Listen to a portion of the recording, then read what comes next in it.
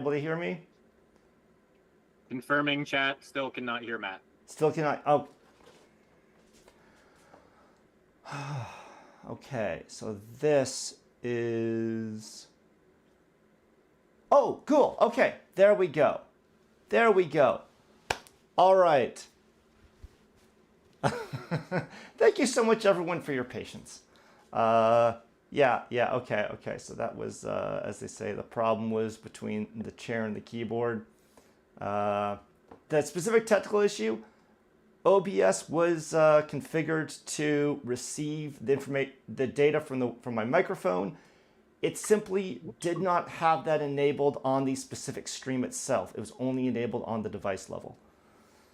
Okay. Man, oh man. All right. Hey everyone, welcome to the class. FDI Design Foundations 2025. Bit of a late start. My apologies there. But you know what? We're gonna jump into it. So here we go. So check with chat. Can everyone hear me? Can everyone see the stream? Are we all good? We're all good? Okay, awesome. Great. Okay, so yes, FDI Design Foundations 2025. I am Matt Friedman. For those of you who don't know, been in the industry for about 20 years. I've kind of lost track at this point, which is fine. But worked at Rockstar, Electronic Arts, did Grand Theft Auto 5, Red Dead Redemption 2, helped start original IP over here in Edmonton on MythForce. For those of you who don't know, I'm from Edmonton, Canada. Worked on EA Sports FIFA, Max Payne 3, worked at Blackbird for a while as their design director, been a studio design director for a bunch of companies.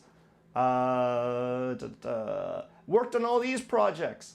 A whole bunch of stuff, from very large projects to very small projects, from VR to mobile to AAA. Done a ton of design work. And yes, I did work on Marvel Nemesis Rise of the Imperfects for the Nintendo DS. You're welcome. But mostly, no one for everyone worked on this stuff in various lead and senior roles and director roles. So, anyways, also the career is forever moving forward.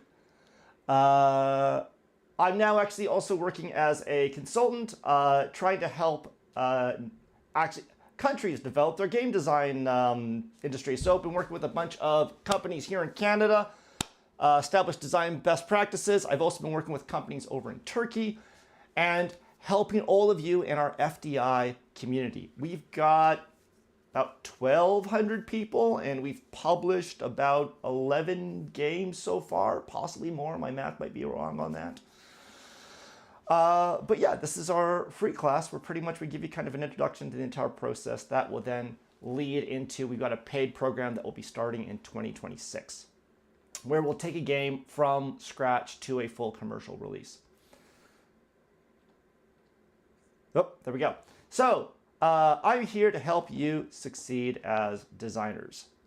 I love the Your Winner from, was it Big Rigs Over the Hill Racing? If anyone knows that game, it is a classic of top-notch game development. And where are we? Sorry, my mouse cursor has gone on a vacation. There we go. Okay, so we're going to do 10 weeks of design fundamentals. I will admit, we might be revising that. I'm going to try to make this course a little shorter to help work with everyone's schedules. The last year's course was a bit of a meal for people. So I'm going to see about shaving this down possibly 9 or 8 weeks, but only can do that if we can get the same amount of content in a bit of a more succinct package. So for those of you who are new to FDI, can anyone chat let me know if they're new here to FDI? Okay, Drew, you're new, fantastic. Mutab, are you new? You're new as well, great, okay. Last year was perfect. You know what? See it, I fucking disagree. I think we can do even better. We learned so much between last year and now. I'm very excited about what we're going to be doing for the next version of the class, or for this version of the class right now. So, big thing with FDI is, let's say, we lead, we help, we don't back down. So, let me think. Bit of my background, aside from doing a whole bunch of game development, I've also done some teaching. I taught at the University of Yorkville for a while, in the part of their game design program. I've been through post-secondary myself. Had interviews with a lot of notable colleges and universities to talk about developing their programs.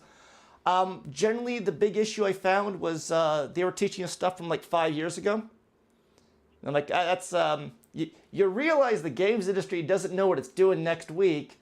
So the stuff it had from 5 years ago does not match the actual reality students will find themselves in. So part of our curriculum is, quite frankly, the stuff I'm doing with all my design consultants, I feed directly into this class. So even some of the design discussions we're going to be having here are at the cutting edge beyond what even a lot of seasoned veterans are looking at. And we're going to be getting into that a little bit later on in this class as well.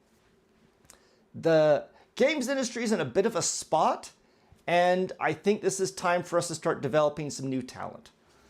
So a big part of that is I orient this entire class so that we are leading design. You guys are smart, you're capable, you guys can figure this out. And that's part of this. It's kind of an ongoing discussion that we're going to be having. Another big part is we lead, is we help. So design's all about empathy. Your job as a designer is to solve customer problems, to solve people problems. You're there to provide entertainment and enjoyment, reduce friction, make sure things are more intuitive, a little more comfortable, a little more welcoming. If someone's not enjoying the product, that's usually a design problem. If there's a tech limitation, design can usually find a way of going around that. You know, you can't hit 30 FPS, figure out a way of making your game less camera movement intensive. There have been some, now I'm a big fan of 60 FPS, but you know, you can't hit 30 FPS. There are ways of designing things around to make that more comfortable for players. Another big thing here is we don't back down. We're a lot scrappier here. Employers are going to be hiring you guys to solve problems. So, you know, you got to have a thick skin about things. You're going to, like, when you're working, you're going to be given problems that you may not know the solution to. No one may know the solution to. That was the thing. I remember when I was at Rockstar, I was working on Grand Theft Auto 5, and they said, hey, we need to do instantaneous character swaps across our entire map in an engine that can only load one region of the map at a time. So we need to have, like, you know, Franklin calls Michael on his cell. We instantly cut over to Michael on a completely different part of the world. And I was like, well, our engine doesn't support that. And I was just told, you can figure it out. And yeah, it was a lot of pulling hair and, you know, screaming at the ceiling. But at the end of the day, we did. It was great. We got switches like they have in Spider-Man 2 on the PlayStation 5. We got that working on the Xbox 360. I can absolutely tell you where the bodies are hidden on all that stuff. There's a lot of sneaky things we're doing with disabling traffic flows and reducing fidelity and very careful camera orientation changes. But we're able to get it working. This is the thing. We're about helping people develop careers here. And two are well-intentioned. The number of people I've run into that have been unreasonably offended, it's concerning. And that's the thing. Also, employers don't want that because it gets to be late. You're working hard on something. People get punchy. Someone says a joke they shouldn't. And sometimes you gotta be like, well, certainly don't agree with that, but you know what? We do have a job to do. We're gonna get this done. You know? And this is the thing, is that just be willing to, like, have a thick skin, work your way through problems, and really challenge yourself. And that's gonna be the key thing for developing your design skills and design career going forward. You know, think of this as being like an endurance game. It's not about being the best, it's about showing up, getting stuff done. All right. So, as I said, we lead. We want to be setting the absolute best for design principles and design practices. So a lot of that is being, I guess, kind of like we run a adaptive curriculum here. As in, whenever I've run this class previously and we would set like an entire like scheduled curriculum, I would find myself having to revise it based on things I was learning from employers, from consultants. That effectively, we just said, look, it's a dynamic curriculum. It will be changing week to week, but the focus will be on helping you guys build your design skills. We help. Design's all about fixing customer problems and helping people. It's about empathy. That's a core skill for any designer, empathy. And we don't back down. If things get tough, you're tougher. It's fine. Take it on the chin. You know, a challenge will not kill you. It just makes you stronger. If you're inconvenienced or offended, it's fine. It's not the end of the world. You can't sit in a corner and sulk. It's just not a reasonable request. So, big thing is we're here to help each other create the designers of tomorrow. As I said earlier, I do not want to be teaching you guys skills that were relevant 5 years ago. I want to be teaching you guys the skills that are relevant 1 year, 2 years, 5 years down the road. So, going into the fundamentals of this class, we're focusing on fundamental design skills. We're looking for focus on skills that are applicable across all design disciplines because I'm not certain what kind of designer you're going to be. Level designer, narrative designer, systems designer. There are commonalities of the design approach that applies to all those. We will go into some specifics of skill-based design, but I try to keep this as universal as possible.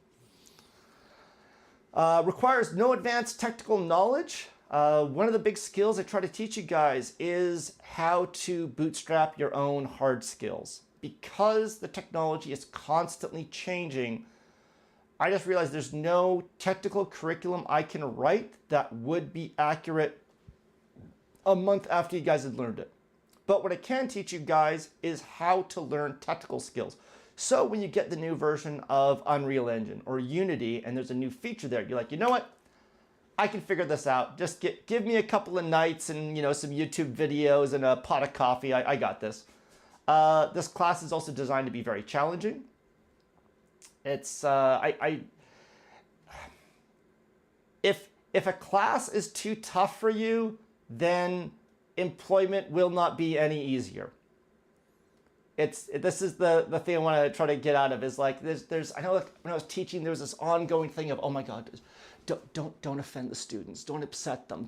They're these tiny little China dolls that must be perfectly maintained and perfectly curated. If we upset them or cause them to get angry, they will go to their parents, and then their parents will complain to the administrators of the post-secondary. It's just like, no. A challenging career is great. It is awesome waking up in the morning and be like, there are some really fucking tough challenges there that I've got to solve, and I don't know how I'm going to be doing it. But figuring it out is actually part of the adventure of having a career. It's really cool just being like, it's the number of times I had to talk to someone and they've been like, yeah, no one solved this problem so far. And I'm just like, haven't solved it yet, but we're going to put our heads together and figure this out because there's no alternative to this. Embrace the bullshit. Yes. So I say, we do try to run a conversational class here without trying to fit. Oh my God, like, sometimes I have to pull someone aside and tell them that their work is shit. And it's not personal. It is just straight up. If I have to be sitting here and like we very carefully dance around, oh my God, I hope I don't offend you. We're like the house is on fire. I have to be able to tell you the house is on fire. I don't care who set the fire or what's going on. We have to put the fire out. And sometimes you have to use very direct language on that kind of stuff. Doesn't mean being an asshole. Doesn't mean being a bully. Quite frankly, if someone is treating you like a professional with direct language, take it as a compliment. They're saying, you got thick skin, you can handle this, but goddamn it, Drew, that leveling system doesn't goddamn work. You gotta fix it. Here you go, have another at-bat. All right, so, I always get my, there we go. All right, get my mouse cursor movements flipped around. So yeah, I always like to think of the class as being kind of like this. It's just, it's here to beat you up a bit. And because you're gonna get over it, you're gonna grow, and you're gonna move on. So, this is Design Foundations for 2025. We have changed the format a little bit. We're taking a new drop-in format. Oh, we lost Mutib, or at least we lost his video. So, one of the challenges we had from last class, and this is again about having empathy and listening to your customers, feedback I got from last class was a lot of students, they'd miss a class due to work or school or what have you, life happens, and it was very difficult for them to get back into the stream. So the new format, it's much more about, look at, if you just want to take a couple of classes, you're going to get value out of that. If you want to take all the classes, that's of course maximum value. I want to create a product that you guys can interact with at your comfort level. We've also doing revisions to certification and to homework. So our previous class did provide certification. That was a hell of a lift because I wanted all those. I didn't want this to be a rubber stamp certificate. There's so many programs where it's like, you watch some videos and completed a quiz. Here's your PDF document. So I wanted you guys actually going through, making a paper design. Then I would go through, provide weekly feedback on that design. And then at the end, that would all get evaluated. We had close to 1,000 students last year. That was about a month of me just working on certificates and homework evaluations. It was really difficult for me to get feedback to you guys in a timely manner. So I'm revising that overall approach. I do not want to provide a certificate to you guys unless that certificate has meaningful value. So I'm going to be revising that process, also revising the homework process. One of the things as well is I've gotten a lot more busy professionally on this side. I've got a lot more consulting clients, a lot more projects that are on the go, but I wanted to keep running the school because I quite enjoy. I have a lot of fun doing this stuff. So part of this being dynamic is I'm like, well, I'm just going to have to figure out how we can provide even better value without me needing about a month of good, solid homework review and certificate review time. We're also providing more focus for this class. So I want to give the class an overall a lot more structure regarding specific industry problems that we're trying to solve and how that will lead into the Design Professionals program of next year. Improved communication, that was just straight up me learning new skills. I think we had very good communication at the start last year. And then as I got busier and focused more on the design professional students, the communication to the community as a whole really dropped off. I will be fixing that this year. You're going to be hearing a lot more from FDI. But again, I don't want to get into this habit of like every week I'm sending you guys a FDI generic update email. I'm sending you guys information as it is immediately relevant to your guys' interests. Also, closer relation with employers. So already had a really good conversations ongoing with employers. So what I want to do here, it's going to be something very different. So instead of going to employers and asking specifically what are the skills you're looking for, I'm trying to get an understanding of the overall meta problem that they're all trying to solve. I want FDI students to be people that can contribute to the immediate problems that they're facing, but also those problems we're running into 2, 3, 4, 5 years down the road, which is why we focus on design fundamentals here. A lot of other boot camp style programs, they'll teach very specific technical skills, but then when you've got to pivot to a different role, those skills don't properly transfer. We're doing the opposite. Foundational soft skills and theory skills that you can build your hard skills on top of. But I want to get a very good understanding with employers about, look at what's the overall problem you guys are trying to solve regarding talent acquisition. At the same time, I'll let you guys know, this is the most brutal hiring environment I've ever seen in the games industry. Possibly that there ever has been. This might be even worse than the industry crash of 82. Was it 82 or 84? 80? Sometime around there. I don't remember this specific year. But for those of you who aren't familiar, the games industry and North America specifically experienced a massive crash around 1982, caused by the industry being flooded with low-quality content. Customers lost faith in video games, stopped buying them, and I think Nintendo introducing the Nintendo Entertainment System into the market helped turn that around.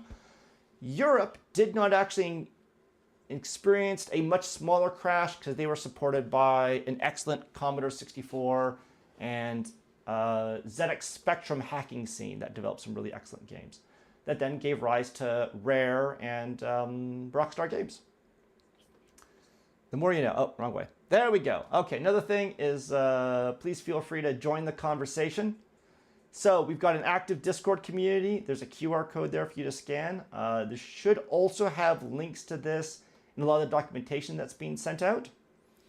So I'll give you guys a second to scan that with your phones if you like. I know this is going to be uploaded as well, so this will be a little bit slow if you're just watching this video non-live. Okay. So I want to jump into discussing something important.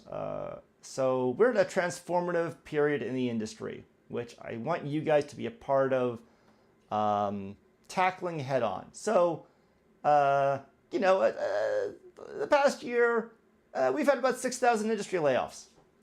That's been a lot. It's interesting. So, this is the thing. I'm in regular communication with indies, AAAs, people inside the industry, outside the industry, so I've been able to look at this from a lot of different angles. There's some interesting elements of this figure. Revenue in the games industry has never been higher. So we certainly aren't going through a game industry market recession. Despite that, people are getting laid off. That does mirror what's happening in tech as well. Tech's also seeing a lot of layoffs. What's interesting in the games industry is investors seem to be losing confidence. And actually, wait, I'm getting ahead of myself in my slides here a little bit. So I got 6,000 industry layoffs. I've got a fun GIF there. So investors are losing confidence in gaming. So this is the thing. This is what's coming up. Is like, I had to pull aside a lot of people, and the reoccurring question we're asking each other is, what the hell's going on? Like, profits are up. We haven't seen a substantial change in the market. We did see a bit of a dip from, like, COVID went to a high and then it went down. But overall, like, we started here, went into COVID, exited here. That's still growth. Why is it so much harder for us to find investment now? Why are so many companies laying people off left, right, and center? And generally, so this is the thing. Where I was having really interesting conversations was with investors and people that were tangential to the investment community. Generally, what I heard in quiet conversations over beers and that kind of stuff was a reoccurring question of, what the hell's up with gaming? Like, it was a weird element of confusion. I was like, well, what do you mean by what the hell's up with gaming? And they're like, well, it feels like you guys have lost your minds. I was like, well, that's a weird one. I'm not sure I entirely understand. But I kept hearing that question. And I started to dig around. And I did find a few things. Oh, wrong way. There we go. So generally what I'm finding is in the industry, our projects are just too expensive. Like, I remember talking to some people in AAA about, like, the kind of budgets they're slinging now, and they're like, oh man, PS4 to PS5, our budget's just doubled. It's like, okay, but like, you're going, like, the market for PS4 and PS5 is almost identical. Like, Sony sold 100 million, 80 million PS4s, is on track to sell that many PS5s. So you know you're selling the same number of customers there. Hello, Belil. So why are you suddenly making your product twice as expensive if your maybe you can increase the overall revenue per customer by like 10 or 20%? This doesn't make a lot of sense, but this was everyone's approach. They're like, okay, how are you going to make the game better? Well, what if we had better hair and better fingernail dirt and luscious detailed fabrics? It's assuming there's a customer out there who looked at a video game, stared really closely at the fabrics and said, nah, that's not for me. Once they get that fabric better, then I'm all in. Then you're gonna get my, my $600 for a console and $100 for a game. It just, the rising cost of projects doesn't make any sense. We also, quite frankly, are shit at scope control in this industry. It's a problem. And it actually, it's a problem. I think it might be, I feel like we got two key issues here. One, we're really bad at understanding creative and artistic direction. As in, oftentimes when you ask people, okay, so like, you're doing a sequel to franchise X. Why is this? Why are people showing up for this one? It's like, well, it's got 50% more content and 8 new weapons and 2 additional biomes, and it's all these things that are numeric, but that's not actually how people engage with products. They engage with products emotionally, so it's really good to say, look at, last one was all like, it's like the last one was very much about attack from a position of defense. Now it's going to be about attack from a position of offense. And we've got a narrative that supports that. It is carrying on from the previous themes that we've established in the previous game and that kind of stuff. And once you've established that creative direction, you will understand how to create features that make your game feel unique. This is something to do with a lot of my consulting clients. I said, don't tell me the features. Tell me the feeling these features need to have. I need to have this, it's multiplayer, but we're all suspicious of each other, but we've got to communicate, but all of our communication is also lossy. So I can't tell if you're being evasive intentionally or this is just a miscommunication problem. But there's like something hunting us all, so we got to work together, but I don't know if I can trust you. Now that we understand that, we can start creating features that support that, and we can scope those features within our resources. Right. Sorry, there's a chat message that just flew past there. Anything critical? I say honestly, if you're here with me in the video call and you want to say a message, I've got the chat closed, so you're gonna have to feel free to interrupt me. Raise your hand, it'll be fine. So another issue is our market isn't growing. We're at about, PC and console has about 7% of the global market. So there's some interesting numbers regarding gaming's adoption. So overall, number of people that are engaging within video games is about 3 billion. But that number's got a lot of subtlety to it. Vast majority of that is smartphone use. The average smartphone player spends $1 a year. It's not nothing, and you can certainly make a lot of money on that. And some companies are very successful, but it is a very low value customer. Average smartphone player is about $1 a year. Average Fortnite, Minecraft player is about $4 a year. Even better than, smartphone. But average PC console player spends about $300 a year, which is a very high value customer. And I think probably some of you guys are rolling your eyes about, oh, capitalism. But again, remember, this is about investors losing confidence. It's if we cannot show them a path for their investment to grow, they will not provide money which means we can't hire people. There's a link here, guys. The number of senior people I've talked to have shaken their fist at, oh, investors just want money. Yes. Yes, that's what they want. They don't give you $10 so 5 years down the road you can give them back 5. That makes no fucking sense. Know your audience. Yes. So this is the thing. Like, the problem is, so the PC console market, which is $300 a year, excellent customer, that has been about 7% of the global market for 20 years. The market is not growing, and people are starting to recognize this. It was an interesting thing with a lot of people are wondering why Hollywood never funded a Halo movie. The best reason of that I heard was if everyone who played Halo 3 saw the movie twice, it wouldn't have turned a profit. The market just simply wasn't big enough. Now, how the industry is, and I said earlier, wait, the industry is growing financially. So if the market's not growing, how are we seeing revenues go up? Because they're just charging you guys more money now. Consoles have gone from $200 to they're at $1,000 now. Game prices have gone up. It's $110 Canadian to buy a new game now. It is an insane investment.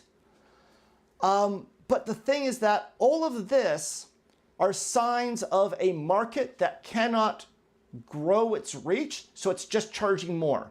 It's using that to push profits. The problem with charging more is people have a finite amount of money.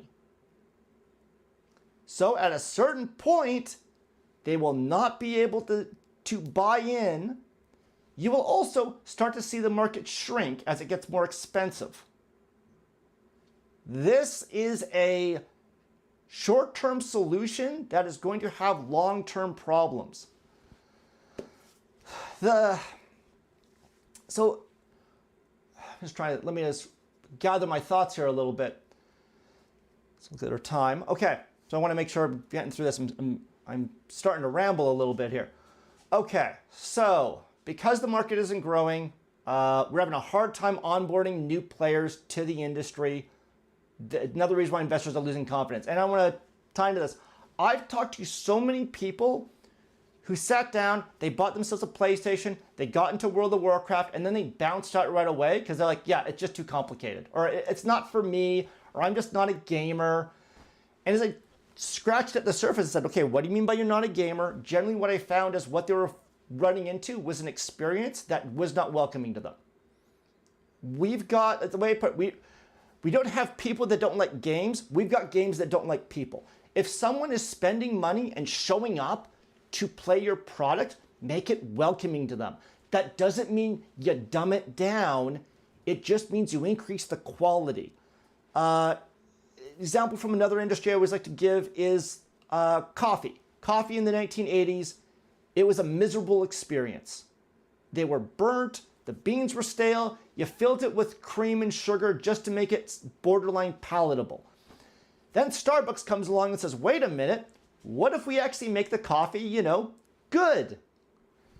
And people are like, oh, what do you know? A pleasant experience. They took one of the least popular items on the menu for most restaurants, an industry that was actually shrinking at that point, and made it this massive growth industry. So they took the least popular item or almost the least popular item on the menu, and turned it into this massive global industry. There's so many fucking coffee shops out right now because they made the experience positive. We can do that as an industry. We're at 7% growth.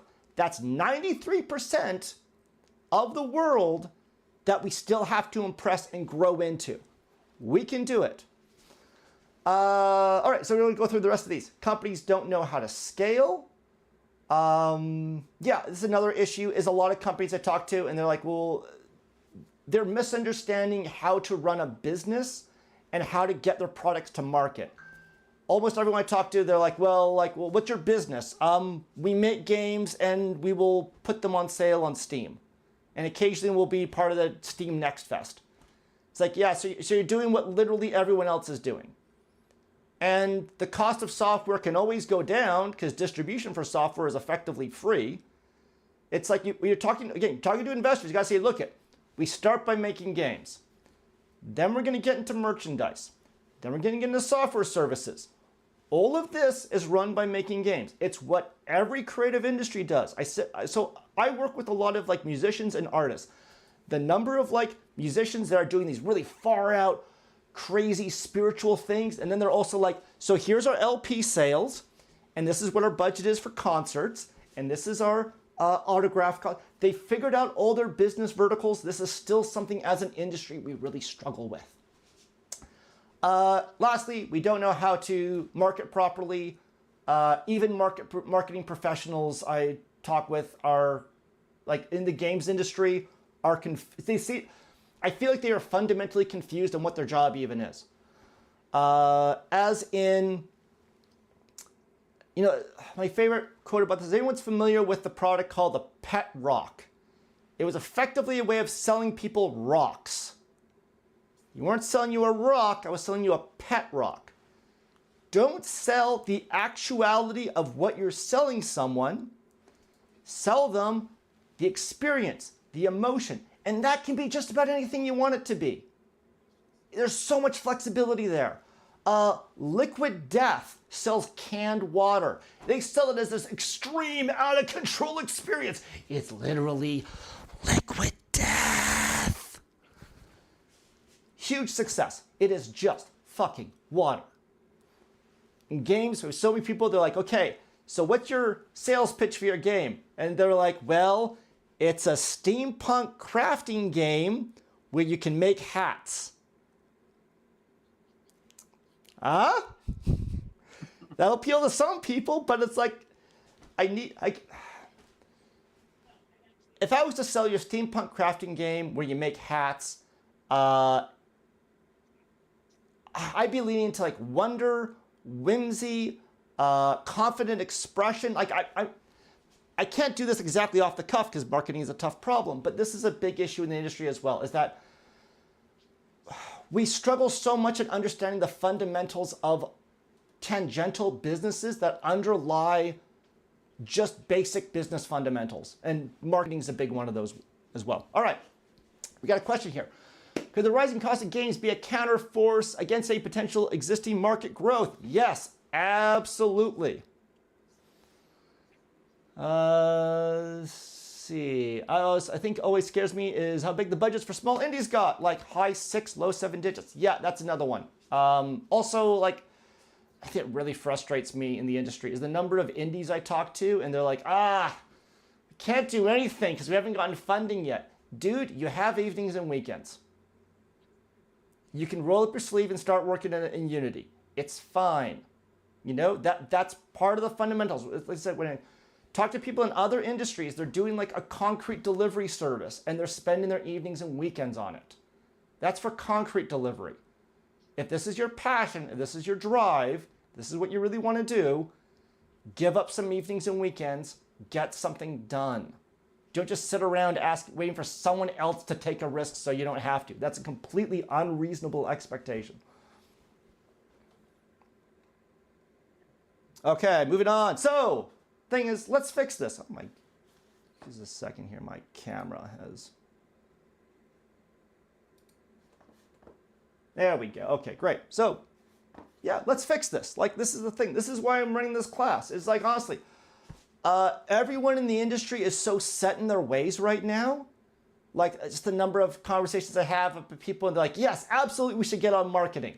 So what if we release on Steam Next Fest and we put it on sale the week before? Or I'll look at what the algorithms do, and I'll just copy all the popular tags. It's like, no, like, you're not understanding the fundamentals of what we're talking about here. It is much easier for me to talk to students about this than it is to get a lot of the people that are really invested in the industry right now. Because, like, I think a lot of people in the industry understand that their competence is lacking and they are effectively entrenching their positions.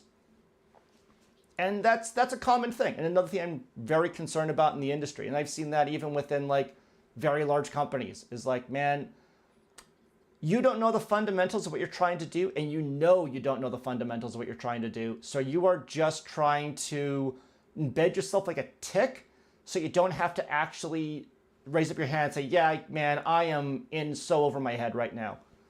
Funny thing, saying that generally solves the problem. Like, I get pretty good access to people, and largely because I talk to them and says, hey, I'm Matt Friedman. I don't know what the fuck I'm doing, but I want to figure it out. I've never done this before. I'm confused. I think it's supposed to work like this. Maybe it's supposed to work like that. I like to make something that people love. I'd really like to help people out. And usually like, okay, cool, that sounds great. Let's set up a call, sit down and chat. I'm providing some business mentoring to some companies here in the Edmonton area. That's my advice for financing. Is like, dude, never ask for money, ask for advice. And then that gets you your foot in the door. You can then start having conversations that will lead to financing. But it starts with asking for help. And of course, you guys, like, use me as a resource. Reach out to me on LinkedIn. Reach out to me on Discord. I am here to help you guys. I'm not here to pat myself on the back or puff out my ego. I'm here to help you guys. So, like I said, let's fix this together. I'd love for FDI to be the source of design innovation in the industry. So, we need new talent, we need better talent. That's part of what we're trying to do here. We need you. Yes, you guys. This is a bit of advice I'd gotten from a good friend of mine who was hit pretty high level professional success, and we're talking about how do we even fix this stuff? And he just said, you could start with yourself, just get something done. You can do that. Single people can have monumental change. You guys can roll up your sleeves and make this industry a better place. You guys can make this the most kick-ass industry and medium imaginable. I'm in games because I love games. I'm critical of games because I love games. We can be doing so much better than we are. If we're just sitting here looking at the industry as being an already solved problem, then we're going to get nowhere. So what projects we are interested in? Okay, I say sell an idea the customer to get hooked on. Oh, yeah, so Benedict, am I correct to assume that we are trying to sell our projects we are interested in when we should sell an idea for the customer to get hooked on, like the potential what a game could be? Yes, exactly. Sell the potential, sell the future, sell what's coming out tomorrow. And the thing is, people love art.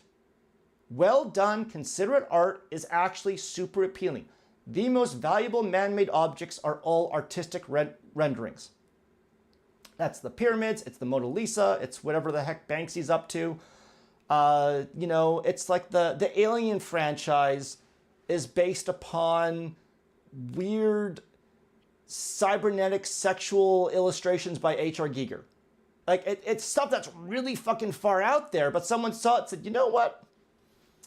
Penis monsters. That's vaguely robotic sexual penis monsters. There's an industry there, you know?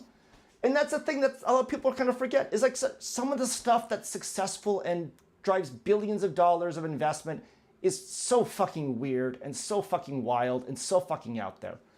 But you have to be able to say, look, it's not just about cybernetic, somewhat sexual penis monsters. It is about getting that into a film. The film goes into a theater. We sell DVDs. We sell VHS copies. We sell a soundtrack. We're selling paintings. We're selling figurines. All this kind of stuff. But it starts with us taking a risk on an artist and believing in them.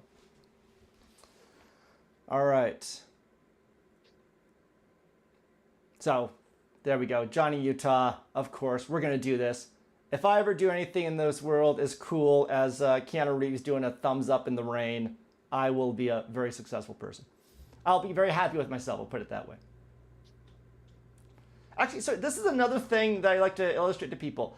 Do you know how fucking iconic this is, but how simple this was to do? Like, it's just finding someone who's an artist, who's an actor, teaming them up with a good director and being like, yeah, goofy thumbs up in the rain, people are going to love it. It's like, great example from films was, I think it was Mission Impossible Fallout. Massive $100 million production. Had Henry Cavill as the villain. What everyone remembers from that thing is the fight in the bathroom where Henry Cavill reloads his arms before he hits someone. That cost nothing. Like that act of what he was doing, it just required you to have faith in an artist and then surround that with an actual business structure. Okay, so so today's class, we do intro to the class, which we've already done, state of the industry, fundamentals of design. Then we got 2 homework assignments. Man, I am being way too chatty here. We're gonna go blow right past our hour deadline. My apologies for that. So let's go. I know we're already going, but let's go. So around here we got one main rule. Designers help people. So as I said earlier, this is an empathetic medium. It's about understanding people's problems, empathizing with them, and helping them. You solve people problems as a designer. That's the fundamentals of what you do. Level design isn't interesting. Navigation's too confusing. Weapons feel repetitive. It's unclear what we're supposed to be doing in this mission. I don't know what the boss attacks feel cheap and unpredictable, so I can't build a strategy. You have to be sensitive to all that stuff as a designer. So we're here to help. Designers solve customer problems. Employers hire you to solve their customer problems within the employer's resources. So this is the thing. A lot of people think I'm going to be hired as a designer because I got all the cool ideas. It's like, no. You're hired because you're very good at solving customer problems. You're good at hiring the customer problems of the employer. If I'm working for Electronic Arts on Madden, I'm there to make the Madden customers so fucking happy that they bought this year's Madden. Because I want to know about all their pain points, all their issues, and just be like, this year, we got them fixed. Not only that, we put in some surprises in there you're going to friggin' love. And of course, within the employer's resources. As a designer, take limitations as a compliment. It really is. It's saying you're good enough to do more with less.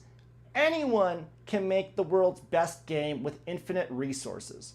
If I've got an unlimited budget and unlimited time, I can, the funny thing actually is you will get higher quality out of stricter resources than you will with unlimited resources. Generally, if I'm running against deadlines, it's because I don't know what I'm making. Increasing those deadlines just means I'm just wandering around more. Sometimes I find it. Most projects I've found with is like, okay, we kicked out our deadline a year. Then we're a year later, we're like, I think we just moved a bunch of stuff around and didn't actually get anywhere meaningful. It is when the producers start to say, look you guys have to ship at this date, that things actually start to take focus. So that's the thing. As a designer, just work within the employer's resources, timeline, budget, headcount, game engines, all that stuff. You've got to be able to do that. So a lot of things like to these, you just want to have this mindset of just constantly being, hey, what do you need? What do you need? What do you need? And this is the thing also for me. What do you guys need? Please reach out to me directly. Send me emails. I'm here to help improve this class and to serve your guys' needs. So this is a guy that I think really embodies this. So this is probably one of the best designers ever. This is a guy by the name of Dieter Rams. Does anyone know who Dieter Rams is? Anyone? Going once, going twice, going thrice. All right, that's fine. I also didn't know who Dieter Rams was until about 4 years ago. How we learned about Dieter Rams was I was researching Shigeru Miyamoto. Okay, cool. So some people do know who Dieter Rams is. I think Syed might be from a previous class of ours, so that's cheating. Anyways, I was researching Shigeru Miyamoto and trying to figure out his design approach, and I heard that he was an industrial designer before he became a video game designer. And I'm like, well, that's an interesting thing. Looked into industrial design. That's where I found this guy, Dieter Rams, because a lot of top designers were saying, yeah, I'm just copying what Dieter Rams does. This is also, this is from Jonathan Ives of Apple and at a lot of big companies. So Dieter Rams was the product designer for Braun in the 60s and 70s. So he took it to, he pretty much, what would it be, created a design philosophy that was very much about understand that your chief job as a designer is empathy. I am here to solve the customer's problems. I do not want to show off or be overly ornate or to be calling attention to myself. I need to solve customer problems quickly, efficiently, and effectively. So the thing is, a lot of this, so Dieter Rams is sitting here next to a bunch of products he designed. These probably look very similar to a lot of things that you run into in your day-to-day life. Because Dieter Rams' designs were so effective, we're still using some of these same designs like, God, 50 years later, something like that. This is the thing is, good design, it's top of being empathetic, it's clear, it's elegant, it's subtle. The people like simplicity, they like clarity. I know that we like to think that design is better because it has more. Oftentimes the design will be better because it has less. The number of companies that have tried to directly compete with Apple computers on features and have wildly failed is staggering. And they keep making the same mistake as well. It's like, well, the iPhone doesn't have a headphone jack. We've got a headphone jack. It's like, okay, 20 people care about that. Most people just want a simple, streamlined device, you know? This is the thing as a designer. Really be willing to embrace simplicity. I would strongly recommend researching Dieter Rams when you get a chance. Okay, so, but what about you guys? How are we going to help you guys? How are you guys factor into all of this? So, say the best way to learn design is a job doing design. That is the best way I can teach you guys, is if I can get you guys into the industry, that will teach you more than I can. It's just people learn by doing. So if we can have you actually in the industry, that is the goal of all this. That's what I'm working towards. This free program starts on your path into the industry. We even know people who've gotten employment out of the free program, which is great. I think that's a huge success. So, big thing employers want. They want you to be people-oriented. If you come to an employer and says, well, this is what I want, most employers will sniff that out a mile away and they won't touch you. It's got to be, look at, I'm here to solve your problems, solve your customer problems. My needs are coming secondary. That doesn't mean you get exploited or, abused. That's a very different thing. But it does mean, my favorite saying along those lines is leaders eat last. Your job as a leader, take care of other people. If there's something left over for you, you got to have that. As a designer or as an employee, your job is to be solving other people's problems. Employers also need to be able to solve novel problems. They can't give you, if they're working in a competitive space, they got to be at the forefront of that. They can't come to you with a new problem and have your answer be, I don't know how to do that. Now, I've been in that space myself, been like, well, that's something I haven't done before. I'm going to start looking here because that's the closest proximal point I can find to solve that overall problem. So I'm going to start here, and then I'm going to talk with code, and then I'll talk with art, and I'll get back to you in 2 weeks. I'll let you know where we're at. And honestly, just being able to do that, you'll start to solve problems left, right, and center. So another one is being able to work efficiently. Again, be able to work on budget, to deadline, and they want people who are passionate. If this is, if you're not excited about what you're doing, that will start showing up in your work. It'll start showing up. It'll leak out to other people in your team, and you just kind of become a bit of a black hole of negativity. So be passionate about what you're doing. I'm hoping all you guys are. Video games are a very exciting industry. It's really fun getting to, the most fun I've had is seeing people smile when they get to use stuff I've made. And sometimes that's a customer. Sometimes it's a team member. Sometimes I've just made a really good software library And they're like, man, this was so easy to use. I thought this was going to take all week. We got it done in like 3 hours. Yes. Yes, we did. And that's fucking awesome. All right. Oh, wrong way.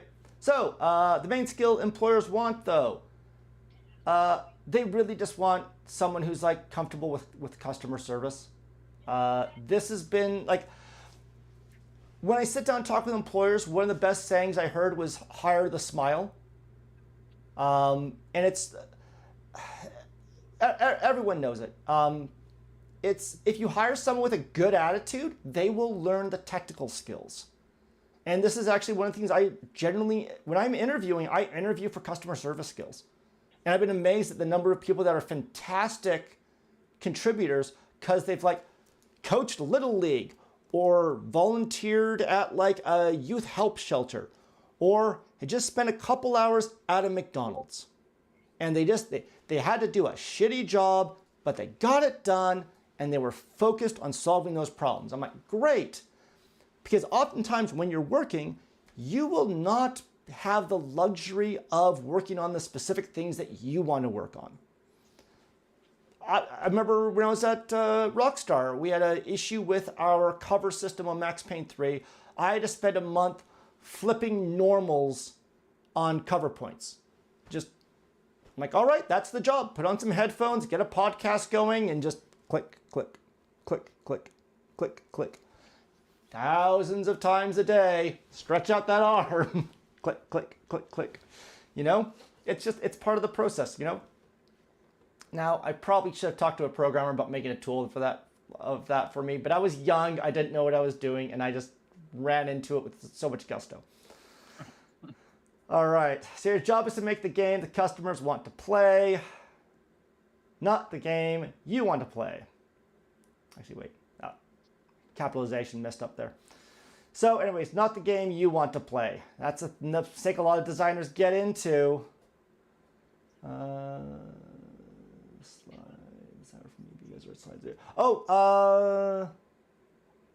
So actually, question from Playbabe, the bookshelf. We started early. Actually, we unfortunately started a little bit late due to some audio issues. We're going to be ending the class a little late, but we're getting into the home stretch here. So yeah, so this is the thing. Another problem is I talk to people, they're like, well, I love the idea for this game, and my buddy loves the idea for the game, so that's like 2 people. Clearly, best game ever. Or like the people who are like, look at like, I'm making a, like, I remember someone making a retro throwback 80s style dungeon crawler, and it didn't explain to you how any of the buttons worked or what the inputs were. And he was like, oh yeah, because like back in the day, they didn't do that. I'm like, yeah, but you realize this is a miserable fucking experience. There's a reason why we don't approach this design anymore. He's like, yeah, but I want to make something retro. Okay, have fun not selling any copies. Weirdly enough, they went out of business. What happened? I don't know. Surely there's this massive pent-up demand for games that guy played as a kid. You know, and like nostalgia's great. Although I strongly recommend do not lean into nostalgia. It becomes a trap. Because you do get an immediate uptick of people going, yes, I remember my childhood. But you also very quickly find yourself unable to innovate within that space. Because everyone remembers it differently, so you don't know what to cut and what to focus on. I think it's good to be perhaps inspired by some retro elements, but understand very specifically what you're being inspired by, why that's important, what you're doing differently, what you're carrying forward. Most people are interested in things that are new. They want to have something that's not completely out there, but if they wanted the old experience of what they played in the 80s, they would just go back and play that. They want a way of you refreshing and revisiting it. You know, my favorite quote about this was the art direction for Dragon Ball FighterZ, where they said, we reproduce the art that you remember, not the art you actually saw. Which I thought was great, and actually, in fact, dude, Arc System Works, I fucking love Dragon Ball FighterZ. They did an awesome job there. Hey. All right, so I just want to go into actually some numbers here about the industry. So I think we've gone over these. We appeal to about 7% of the overall market. So that's PC and console players have been locked at about 7% of the total addressable market for about the past 20 years. That's the thing, is that like the total numbers are growing because populations grow, but our share of that population has not really been going up. A lot of people like to point to the success of the Steam Deck. It sold like 3 million units. A good console usually sells between 80 and 120 million units. So Steam Deck would need to, if it sold 10 times as much, it would have sold about as much as like I think the GameCube, which was not a particularly successful console. Like we're so insulated in the industry, we oftentimes are not aware of what a small pool we're playing in. This is the thing, we can expand that out. We can make this a much larger industry than it is. So I said 77% and 1/2.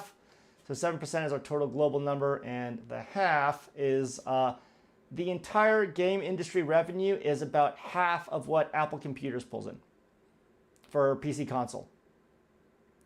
So yeah, we do make a lot of money, but we do half of what a leading tech company does. And these numbers are actually, there's even companies that have now become far more profitable than Apple. I still like using Apple as an example because I feel like they make a lot of their revenue from direct customer sales. Like they sell products and they sell some subscriptions and that kind of stuff, but mostly they're about selling discrete products to customers. Bit of a business note, I think people have forgotten what a good business just selling stuff to people is. Like everyone wants to do subscriptions and games as a service or these kinds of things. But really, most of the economy is still driven by, I'm going to sell you like a specific thing. Here, this is $5, you get the thing, I get $5. There we go, great. If I want another $5 from you, I now have to make another thing that you like, which is what keeps us competitive. Go. So, anyway, that's just giving an example of where we're at. So, going into design. So, what is design? As I say, engineering makes it work. So, that's how things function. Art makes it aesthetically interesting. The first bite is with the eye. So, important thing with art is to make it engaging for the customer. There's also efficiencies there that art has to be aware of. I say design makes it useful. I can have things that are very functional and wonderful to look at, but miserable to interact with. There's a lot of things out there that are like that. If they're miserable to interact with and miserable to use, then I will not be engaging with it as a customer, and it just, goes right down. This is what happens with a lot of like designer products. When you actually go to use it, it's a doorknob that's confusing. It's a software interface that isn't, welcoming, and then people just say, well, it's not for me, and they leave. So, good design drives a lot of what we do. So, all the way down to how we structure streets. We had to figure out the design of traffic systems and customer flow, or not customer, population flow, so we can make cities an actual livable space. What a lot of people forget is back in I think it was the 40s or the 50s, cities were pretty miserable. They were dirty, they were cramped, they were uncomfortable, so everyone started moving out to the suburbs. That was one thing that drove automotive adoption. Now that we've actually learned how to make cities a very pleasant experience, we're now seeing people wanting to return to cities, and cities are becoming the focus for a lot of population centers right now. And it's also really cool, talking with designers in Edmonton, and they're like, well, how do we find out how to get better plant life living in cities? How do we make this more comfortable, less noisy, less dirty, easier to get around? Oh my God, bike lanes solve so many problems. One of the biggest design challenges we have with cities is everyone has to get around on a car. Cars are like the single least efficient way of getting a person from point A to point B.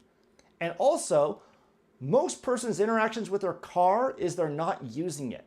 95% of the time, your car is sitting there doing nothing. But like it requires a dedicated storage, it requires dedicated transportation, dedicated maintenance. It's a massive part of the economy. But like, sorry, just being a bit of a design geek here, we've designed cities around cars, and that's one of the biggest issues we've got with making cities more comfortable and more livable, is that because we've got to accommodate cars, and cars are so inefficient, cities find themselves really caught. A lot of cities in Asia are working around this. Tokyo's done a wonderful job. In Japan, they just said we are not going to assume car ownership. We assume transportation or public transit is the standard.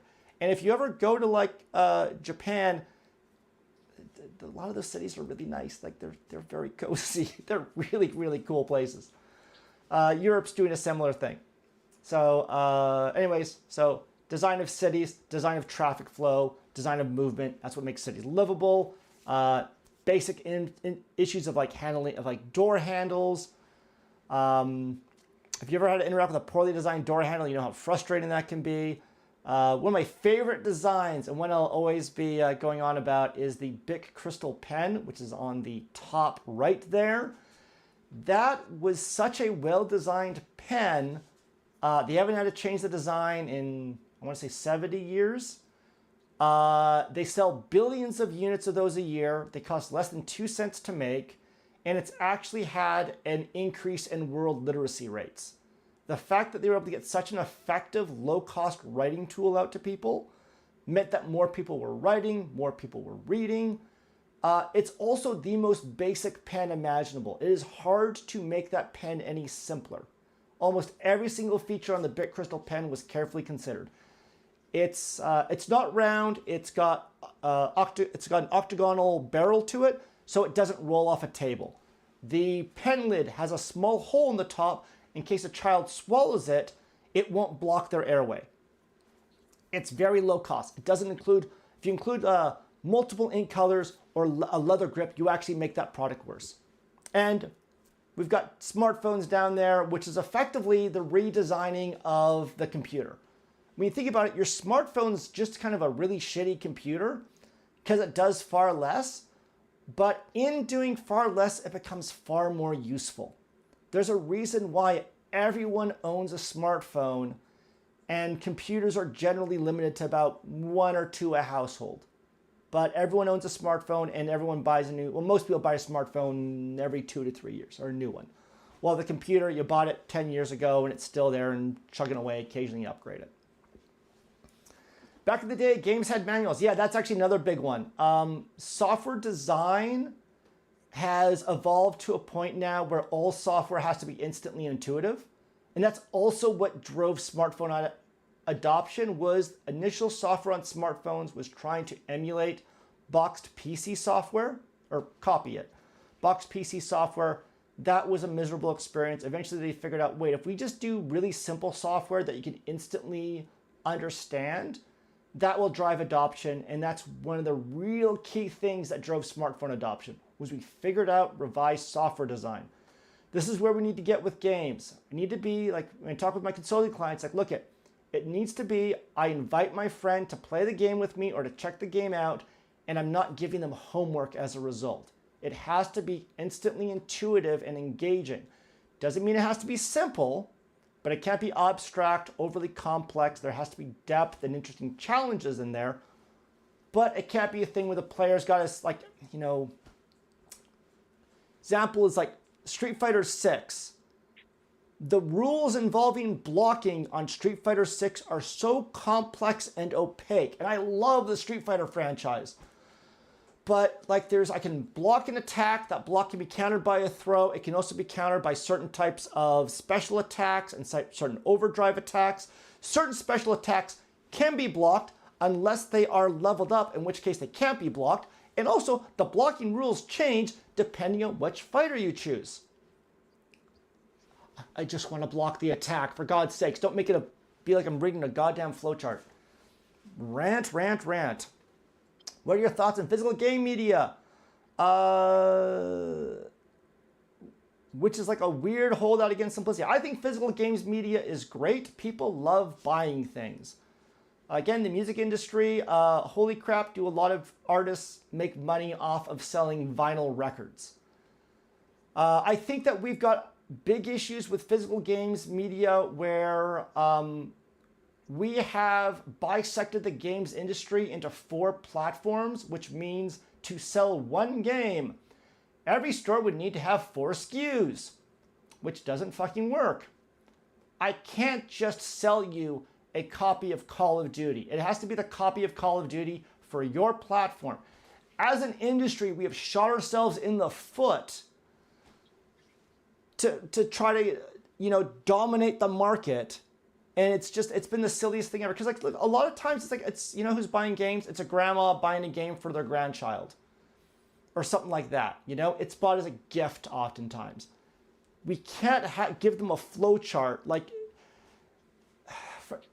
Oftentimes people remember games as being a Nintendo or an Xbox. And if you go there like, okay, Xbox One, Xbox Series, they're both Xboxes. Little did they know, Timmy actually has a PlayStation 5.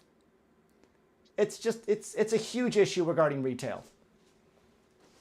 But I really love retail. Most games are being sold digital, so of course digital first, but I think there's some really big opportunities for retail.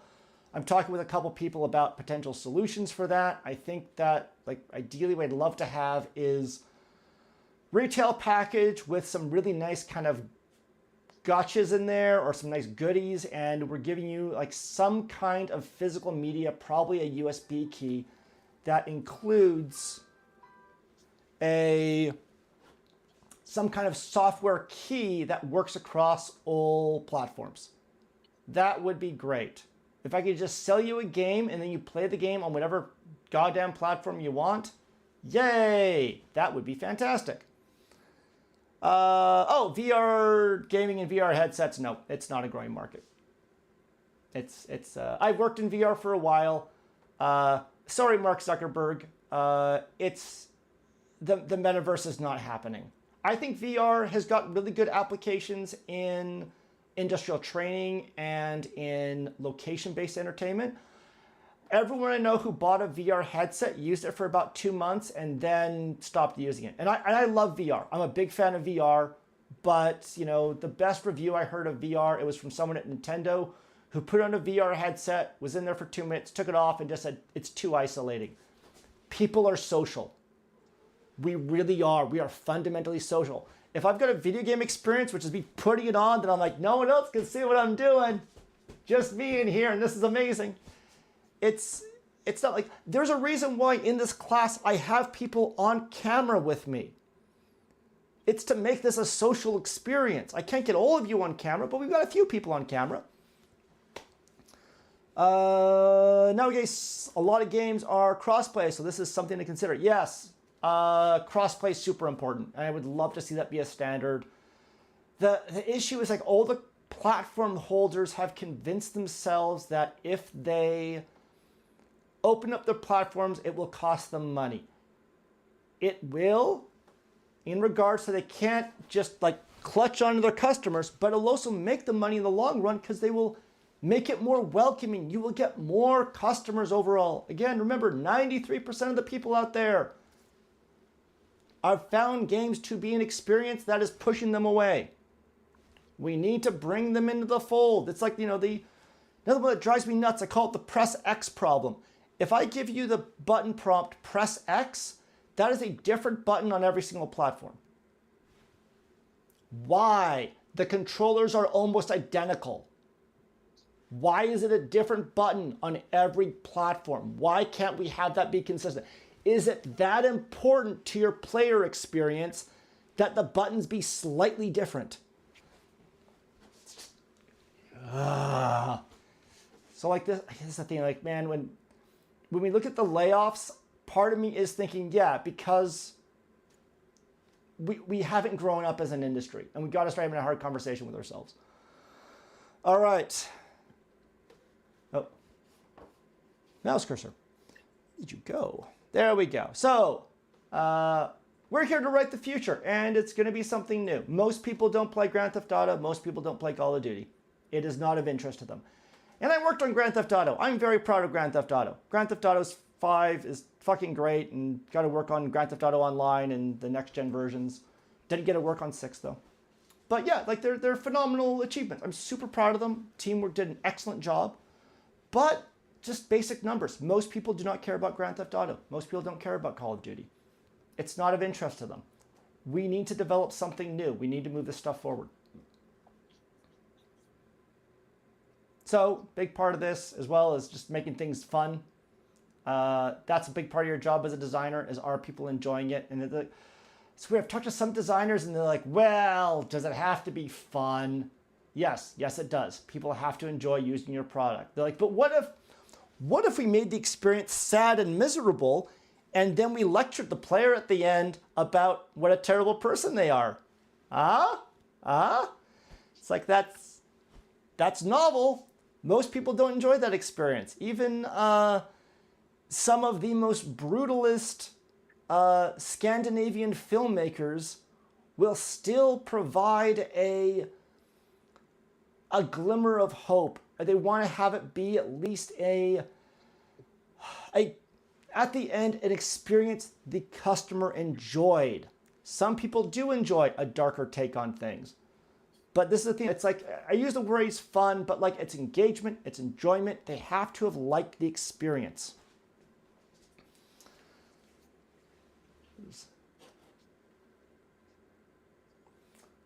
All right. So, fun results from good design. So players naturally want to have fun. This is one of the important things to keep in mind as a designer. No one shows up to your game wanting to be bored.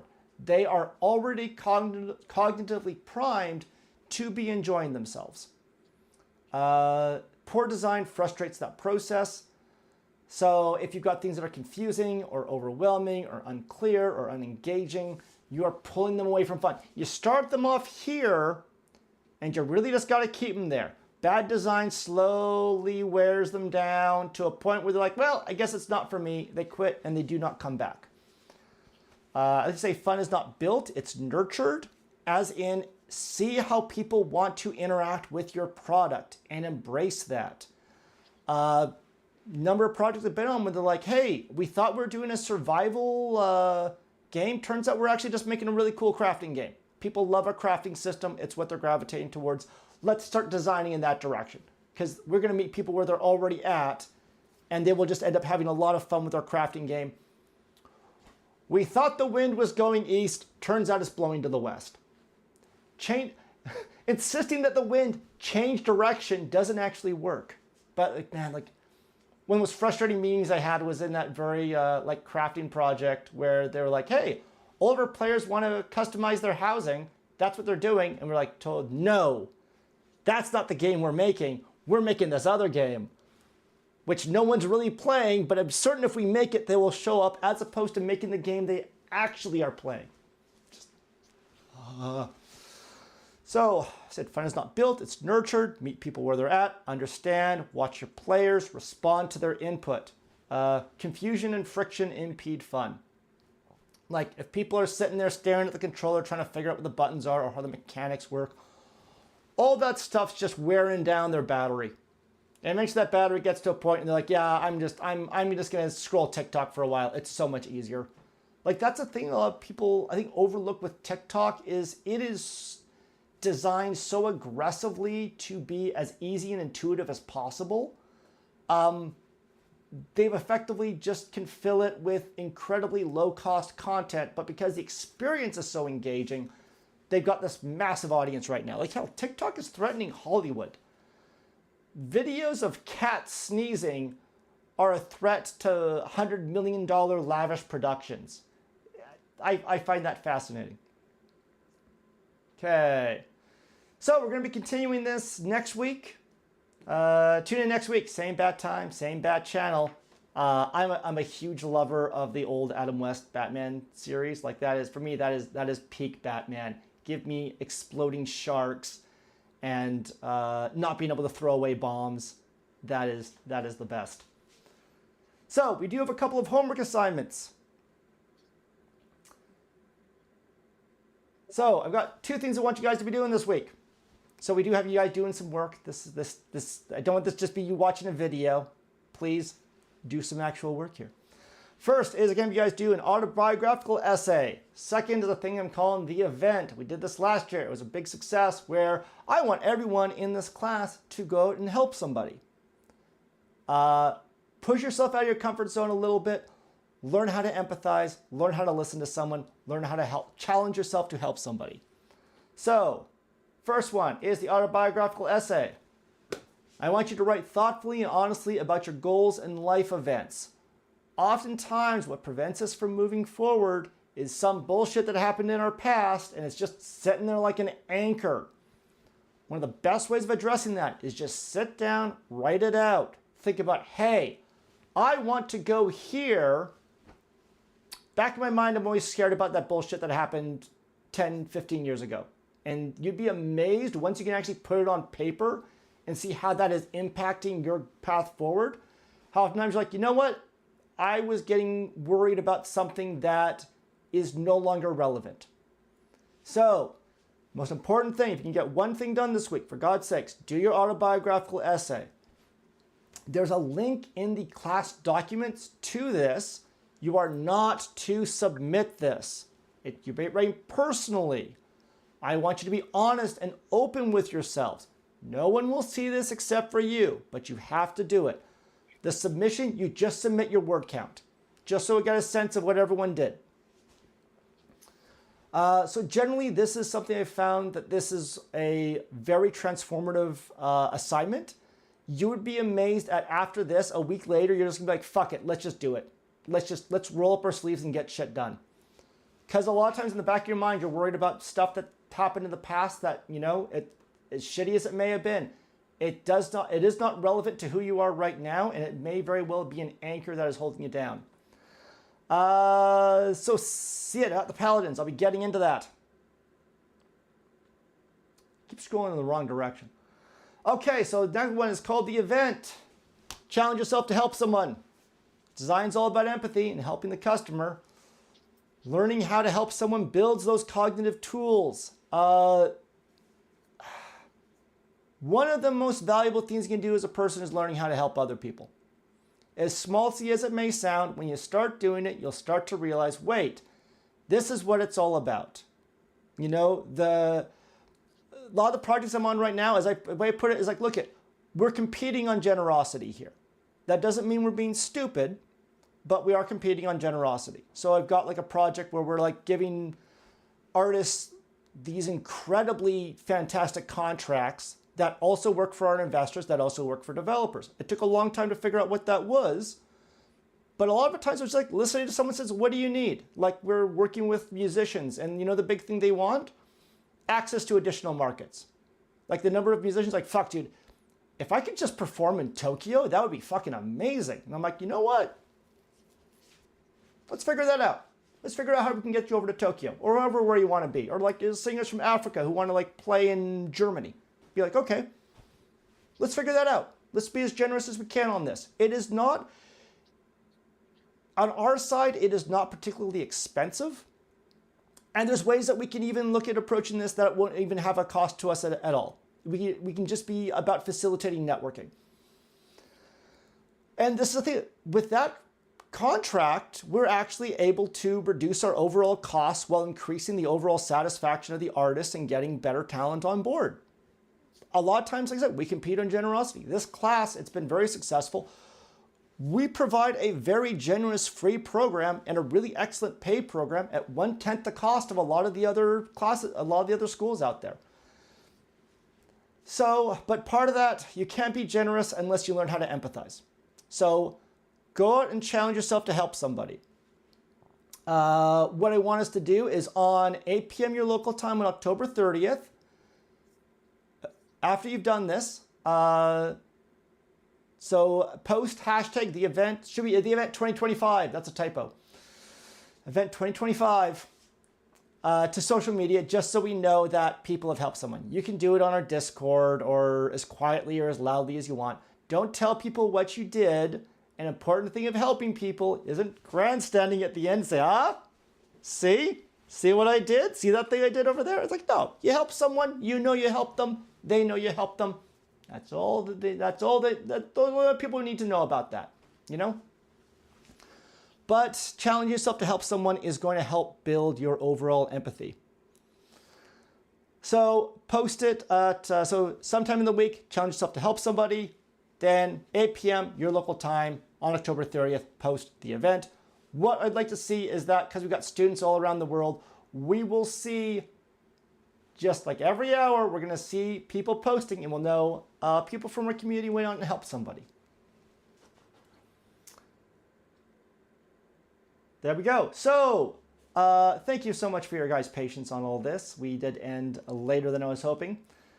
Does anyone have any additional questions? I know we got a couple questions in chat. Drew, Mutib, do you have questions? All good for me, thanks. Okay, all right then. Let me just quickly check out. Good for me. Mutib, are you all good? Okay, let me check out here. Yeah, everything good here.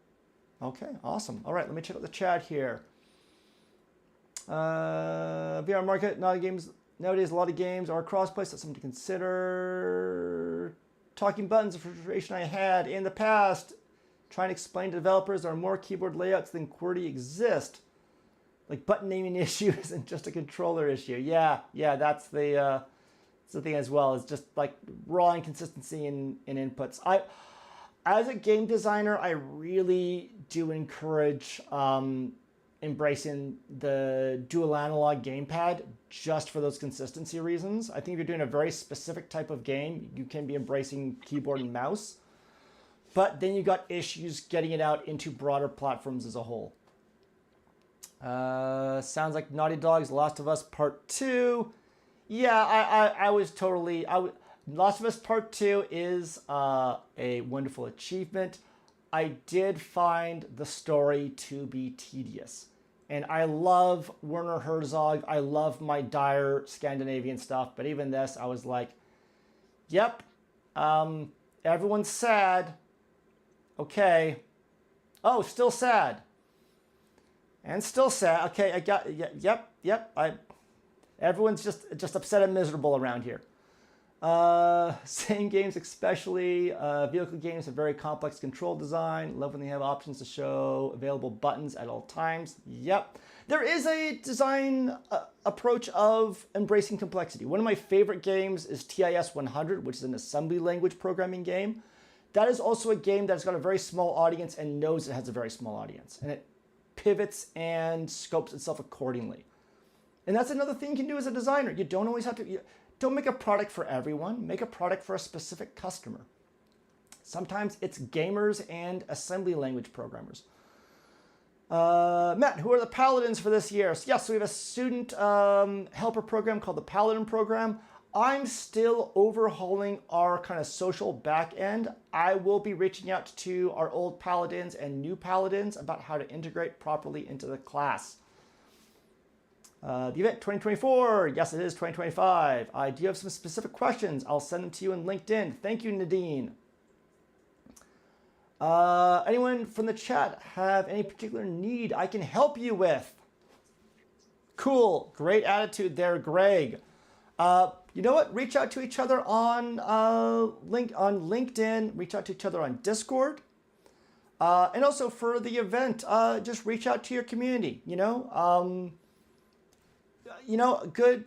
Good example of like just a simple thing to do that a lot of people haven't done.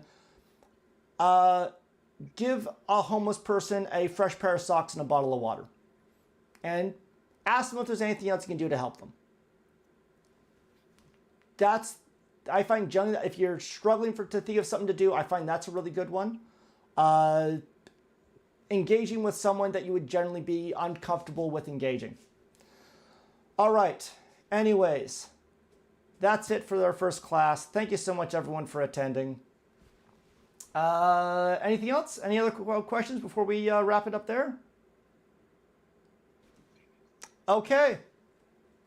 Great seeing you guys. I'll catch you all next week. And come join us on the Discord. All right. See ya. Okay, thank you. Bye. All right. See ya. Hey, Frost.